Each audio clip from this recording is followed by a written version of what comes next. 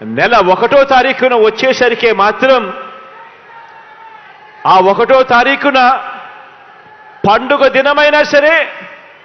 ఆ 1వ తారీఖున సెలవు దినమైనా సరే, మిగిలిన ప్రపంచానికి అది పండుగ దినం కావచ్చు, మిగిలిన ప్రపంచానికి అది సెలవు దినం కావచ్చు. కానీ మీ జగనన్న సైన్యం,